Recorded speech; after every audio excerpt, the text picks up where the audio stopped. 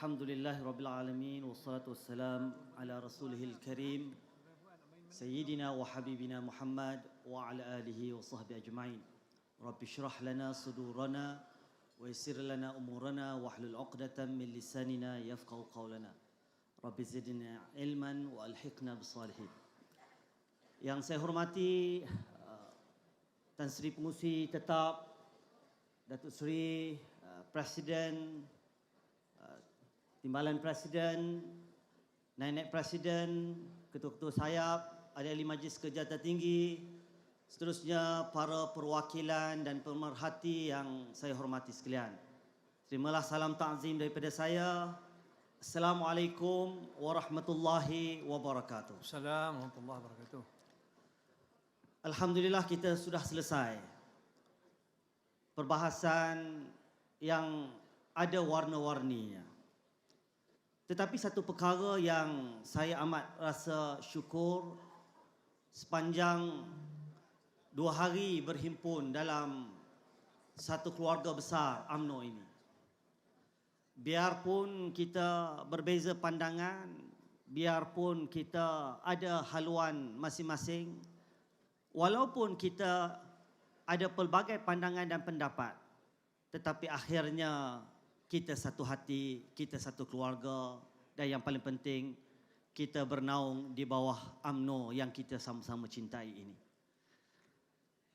Saya tadi mendengar dengan penuh khusyuk pembahas yang terakhir daripada Melaka, kekanda kita, kekanda saya lah, yang saya kagum dengan bahasanya, dengan kata-katanya. Tetapi saya nak petik satu perkara yang disebutkan tadi yang saya kira amat penting untuk kita jadikan iktibar dan ibrah buat kita semua. Kerana medan Perhimpunan Agung UMNO ini bukan medan yang biasa-biasa.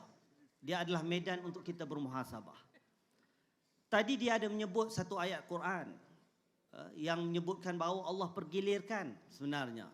Saat kita menang, saat kita kalah. Sebenarnya ayat itu pernah saya ungkapkan dalam ucapan dasar saya yang pertama ketika menggalas amanah sebagai Ketua Pergerakan Pemuda UMNO Malaysia dengan tema Bangkit Kembali.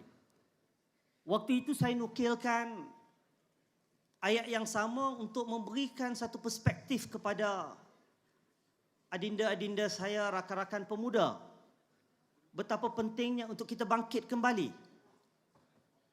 Dan ayat itu sebenarnya diturunkan ketika peperangan Uhud. Setelah orang Islam mendapat kemenangan yang besar di luar jangkaan manusiawi, iaitu Perang Badar. Menang walaupun angka tentera kafir Quraisy 3 kali ganda daripada tentera Islam. Allah menyebutkan, wa tilkal ayyamu nudawiluha bainan nas. Kami sengaja mempergilirkan saat kamu menang, saat kamu susah, saat kamu kalah. Untuk apa? Untuk kamu mengambil iktibar, untuk kamu berfikir. Ketika kamu kalah ini, kenapa punca kamu kalah? Ketika kamu menang, kenapa kamu kalah? Dan kita tahu sejarah peperangan Uhud. Bagaimana umat Islam yang telah pun masuk dalam peperangan Uhud setelah diberikan kemenangan besar di Perang Badar, tetapi akhirnya kalah. Orang Islam merasa amat kecewa, amat rasa gundah gulana, rasa frust menonggeng, rasa macam tidak ada harapan, dunia ini begitu kelam sekali. Allah turunkan ayat selepas itu dalam surah yang sama, Ali Imran, yang saya ungkapkan dalam ucapan dasar saya yang kelima. Allah sebutkan, awalamma asabatkum musibatun qad asabtum mithlaiha qultum anna hadha qala qul huwa inda anfusikum. Sadaqallahul azim. Sadaqallahul azim. Apa maksudnya?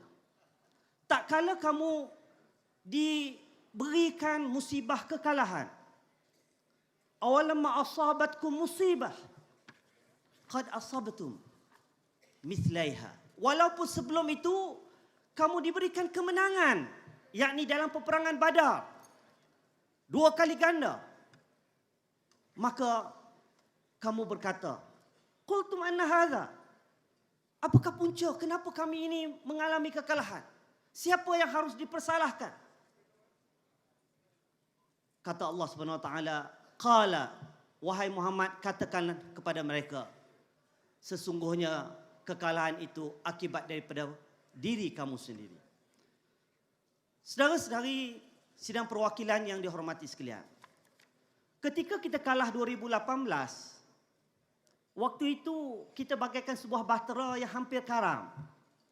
Layarnya carik, koyak rabak, pendayungnya patah, bocor di sana sini. Juragan kelasi ada yang kelang kabut, ada yang terjun kerana melihatkan bahawa bahtera ini mungkin tidak ada harapan. Nakhoda cuba untuk mententeramkan keadaan, mempertahankan bahtera yang hampir karam itu. Inilah muka-muka para perwakilan yang ada di hadapan inilah, yang datang daripada bahagian 189 bahagian inilah yang mempertahankan bahtera UMNO ketika itu. Kitalah yang sama-sama selamatkan bahtera UMNO daripada terus karam. Kita sama-sama berjanji setia untuk menukar pendayung yang patah, untuk menukar layar yang carik, dan kita sama-sama membawa bahtera ke tepian dengan harapan kita boleh bangkit semula. Dan alhamdulillah, kita sama-sama bangkit pada waktu itu. Dalam tempoh 22 bulan, kita tak dengar, itulah saat yang paling manis sekali. Saya turun ke hampir semua bahagian. Kita melihat bagaimana wanita begitu mempertahankan parti. Walaupun ramai pemimpin yang lompat keluar. Sabah daripada 25 ketua bahagian, 22 saja yang 25 ketua bahagian, 22 keluar. Sampaikan 3 bahagian wanita terpaksa ambil alih sebagai ketua bahagian. 4 bahagian pemuda ambil alih. Maknanya ketua keluar, timbalan keluar, naib keluar. Tetapi kita sama-sama pertahankan bahtera. Dan kita mencapai kemenangan demi kemenangan dalam siri-siri PRK secara bersama. Waktu itu tak timbul langsung kluster itu, kluster ini. Betul atau tidak? Kerana kita sehati sejiwa.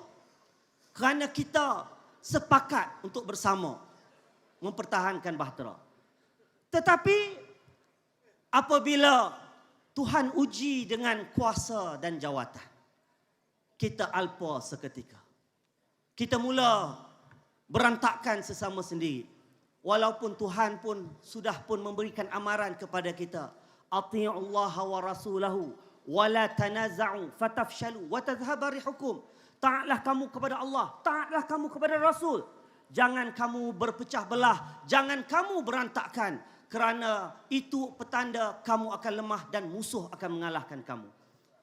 Kita saban tahun kita bercakap benda yang sama, tetapi kita tidak jadikan itu sebagai muhasabah yang penting untuk kita bergerak ke hadapan. Tak apalah, yang lepas itu lepas. Tuhan takdirkan kali ini kita kalah kali kedua, tetapi Tuhan masih sayangkan kita. Tuhan masih sayangkan kita dengan meninggalkan kita saki-baki yang ada ini untuk kita sedar diri, untuk kita kembali bangkit semula, dan kita kena kembali bangkit sebagai satu pasukan yang kuat. Betul? Tuan-tuan dan puan-puan, kita ini parti yang punya amanah dan tanggungjawab. Kita masuk dalam kerajaan perpaduan hari ini bukan saja-saja nak masuk bagi membolehkan Presiden jadi timbalan Perdana Menteri, tidak. Sudah banyak dikupas. Bahkan daripada taklimat Presiden sudah banyak didedahkan apa rentitan-rentitan, walaupun sebahagiannya tidak diceritakan untuk menjaga aib dan juga maruah sesama sendiri. Tetapi ini semua adalah kifarah Allah Subhanahu Wa Taala. Kifarah ini dalam Islam dia ada 2 makna saja. Kifarah, ujian yang berbentuk kekalahan seperti ini, Allah bagi ada 2 saja makna dia. Pertama, li raf'id darajat. Allah nak naikkan darjat kita, ataupun kita akan terkubur buat selama-lamanya. Itu semua bergantung kepada tingkah dan olah kita. UMNO ini parti perjuangan orang Melayu Islam. UMNO adalah the custodian of Islam and Malay. Saya ingat antara perkara yang Datuk Seri Najib berjasa kepada saya adalah untuk membawa saya masuk dalam Majlis Kerja Tertinggi. Waktu itu saya serba salah. Kerana saya kena letak jawatan dalam semua bank-bank yang saya pegang sebagai lembaga pengarah dan penasihat syariah. Tetapi saya ingat kata-kata Datuk Seri Najib kepada saya. Ashraf, bantulah saya, bantulah UMNO untuk kita sama-sama memperkukuhkan lagi agenda Islam dalam UMNO. Itu adalah suatu hakikat. Kitalah yang telah membangunkan Islam di negara kita sejak merdeka, betul atau tidak? Memasukkan Islam dalam perlembagaan itu sebagai agama persekutuan, itu besar maknanya. Walaupun waktu itu dituduh kita sebagai parti sekular. Saya pertahankan dan kita semua pertahankan bahawa kita tidak pernah menjadi parti sekular, betul? Kerana seluruh dunia melihat kita sebagai contoh. Di Dewan inilah pelbagai agenda Islam yang kita sama-sama cadangkan dan dilaksanakan. Saya dalam bidang perbankan dan kewangan Islam. Saya menyaksikan bagaimana dunia melihat kita sebagai model. Turki, antara perkara yang tak dapat dilaksanakan adalah menubuhkan sebuah bank yang bernama Islam. 3 tahun saya berengolak-alik ke negara Turki pada waktu itu untuk membantu menubuhkan sebuah bank.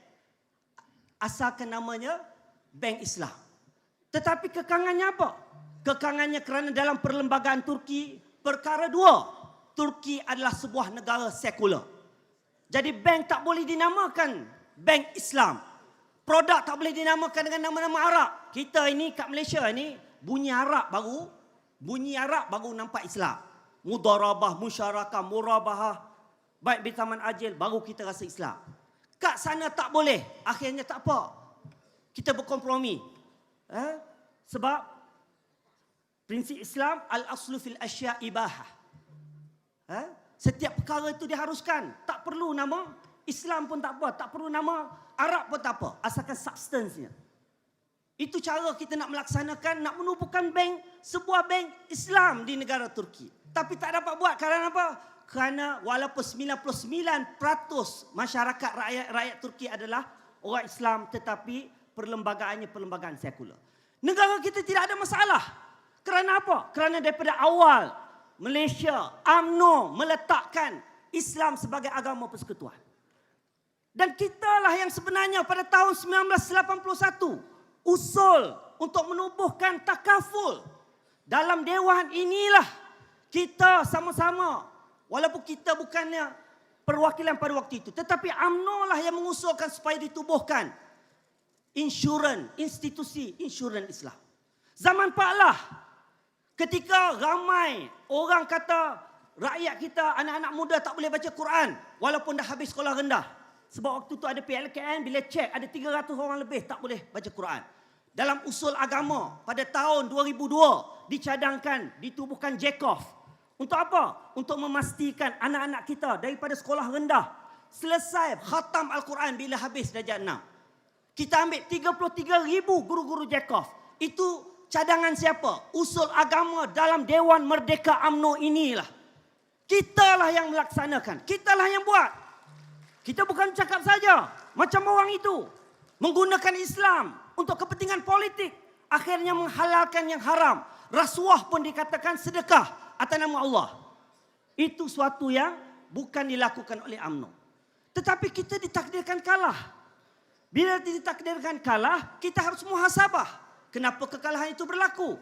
Sebab itu saya cadangkan terus kepada Majlis Kerja Tertinggi untuk diadakan satu pasukan khas, jawatan kuasa di peringkat Majlis Kerja Tertinggi. Tubuhkan postmortem team. Tengok secara holistik apakah punca-punca kekalahan. Memang betul sebahagiannya adalah daripada faktor-faktor PN dan PH. Tetapi kita kena tengok secara holistik untuk kita bergerak ke hadapan. Sidang perwakilan dan pemerhati. Saya sebutkan contoh-contoh ini untuk kita merasa yakin bahawa UMNO ini masih relevan untuk orang Melayu Islam. UMNO ini penting untuk kita pertahankan demi agenda Islam dan Melayu. Sebagaimana perlembagaan UMNO yang kita pindah untuk meletakkan Islam sebagai asas perjuangan. Tetapi semuanya bergantung kepada tingkah dan olah kita. Sebab itulah sidang perwakilan, jadikanlah apa yang berlaku ini sebagai satu pengiktibaran. Saya minta sangat-sangat, jangan kita hancurkan parti ini dikala kita sedang menerima amanah ini. Selepas ini kita akan berhadapan dengan pemilihan. Saya mohon sangat-sangat, kita pastikan UMNO ini kita selamatkan. Siapa yang menggunakan wang untuk membeli amanah tuan-tuan dan puan-puan, inilah orang-orang yang pertama yang kita harus nyahkan daripada list kita, list sokongan kita. Boleh? Jangan kita menghalalkan dan merelakan budaya setelah kita mengalami kekalahan seperti ini. Tuan-tuan dan puan-puan, saya tidak mahu bercakap dengan lebih panjang lagi kerana selepas ini ada pergulungan daripada Presiden dan Timbalan Presiden. Tetapi saya nak mengambil kesempatan di sini untuk pertama mengucapkan jutaan dan ribuan terima kasih saya setulusnya kepada semua ketua-ketua bahagian, timbalan-timbalan ketua bahagian, naib-naib ketua bahagian, ketua wanita, ketua puteri dan seluruh ahli-ahli jawatan kuasa bahagian. Kerana selama saya menggalas jawatan sebagai Ketua Pergerakan Pemuda UMNO Malaysia, apabila saya turun ke bawah, sentiasa waktu kita nak sama-sama bangkitkan kembali semangat untuk kita mempertahankan parti ini, tuan-tuan dan puan-puanlah yang banyak mendukung pemuda-pemuda saya di bahagian-bahagian. Saya ucapkan terima kasih banyak-banyak. Dan saya harap apa juga pemilihan akan datang, saya dah pesan kepada pemuda-pemuda saya, jangan sesekali kita keluar dari batasan pelampauan. Kalaupun kita nak bertanding, bertandinglah sebagai satu keluarga. Bincang elok-elok dengan kepimpinan bahagian masing-masing supaya kita jangan terkeluar daripada sistem. Kerana saya bangga dengan pemuda-pemuda saya. Inilah pemuda-pemuda yang lahir di saat kita tidak ada apa-apa. Tidak ada jawatan, tidak ada ghanimah, tidak ada projek untuk ditawarkan. UMNO seolah-olah tidak ada apa-apa yang tunggu masa untuk ditalkinkan. Tetapi inilah generasi yang bersama-sama dengan tuan-tuan dan puan-puan di saat kita kalah 22 bulan menjadi sebahagian daripada kerajaan dan menerajui kerajaan, dan hari ini Tuhan takdirkan kita kalah sekali lagi. Tetapi kekalahan ini bagi saya adalah peluang yang terakhir untuk Allah SWT menguji kita sejauh mana kita ini benar-benar ikhlas kepada perjuangan kita sendiri. Sebab itulah jangan persia-siakan ini. Yang kedua, saya juga nak mengambil kesempatan untuk mohon maaf daripada semua. Kerana selaku saya sebagai Ketua Pergerakan Pemuda UMNO, sebagai pengurusi pemuda Barisan Nasional, kita tidak mendapat sokongan dan dukungan anak-anak muda sehingga Barisan Nasional tewas. Saya mohon maaf kerana saya mengambil tanggungjawab sepenuhnya sebagai Ketua Pergerakan Pemuda UMNO Malaysia. Saya mohon agar kita ambillah iktibar dan jangan salahkan sesiapa. Jangan salahkan Datuk Seri Zahid, jangan salahkan pengarah pilihan raya, tak perlu salahkan poster boy, tak perlu salahkan sesiapa. Kita ambil tanggungjawab ini bersama seperti mana kata para pembahas sebelum ini juga, untuk kita sama-sama bina kembali UMNO. Yang penting Tuhan bagi peluang kepada kita untuk bersama dalam kerajaan perpaduan. Bukan mudah, saya faham, dan bukan mudah juga untuk kita bekerjasama dengan rakan-rakan PH dan DAP. Tetapi kita harus kekal berprinsip. Walau berkawan bagaimana sekalipun, agenda Islam, Melayu, bahasa Melayu, raja-raja Melayu, jangan sesekali jolok sarang tebuan. Setuju? Kita tidak akan merelakan prinsip perjuangan kita diperkotak-katikkan. Kalau ada apa-apa usaha dan unsur untuk memperkotak-katikkan, kita kena berani menegur, dan kalau melampau, kita tidak teragak-agak untuk keluar daripada kerajaan perpaduan ini. Setuju? Tapi saya percaya, kerana kita buat semua ini secara telus dan terus terang. Kita ada perjanjian MOU yang kita tanda tangani secara terang-terangan, kita hebahkan. Di dalam itu kita ada majlis perundingan dan timbang tara. Apa juga perkara yang menyentuh soal kepentingan kita, menteri-menteri kita yang diketuai oleh Yang Amat Berhormat Timbalan Perdana Menteri, mereka inilah yang mewakili kita bersama. Mudah-mudahan Allah merestui apa yang telah kita sama-sama sepakati dan sama-sama kita memperjuangkan agenda yang bersama.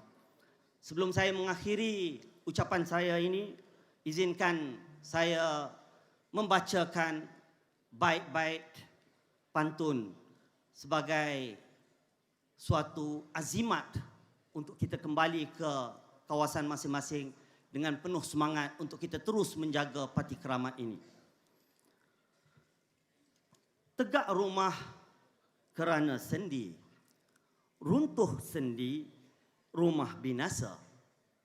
Sepakat kita untuk berbudi, andai berpecah, parti binasa. Sirih kuning, gagang menguning, mari tanam, belukar sana. Andai ulat naik ke kening, mari benam buat selamanya. Burung serindit terbang melayang, terhenti hinggap di ranting mati. Biar diugut nyawa melayang, pantang pahlawan takutkan mati. Payah kami menabur budi, nenas juga ditanam orang. Kekallah menjadi parti yang berbudi, meski emas dipandang orang. Burung merpati di dalam sangkar, baru sempurnama dapat dijerat. Andai khianat menjadi akar, tumbanglah jemaah, hilanglah daulat. Ditunggul buruk cendawan kukur, masak lemak sayur cendawan. Walau jatuh rebah tersungkur, tetap kita bangun terus melawan. Boleh sama-sama dengan saya, kita bangun dan bangkitkan semangat. Saya sebut UMNO, terus bangkit 3 kali, boleh? UMNO! Bangkit! UMNO! Bangkit! UMNO! Bangkit! Takbir! Allah! Takbir! Allah! Takbir! Allah! Wabillahi taufiq wal hidayah. Wassalamualaikum warahmatullahi wabarakatuh.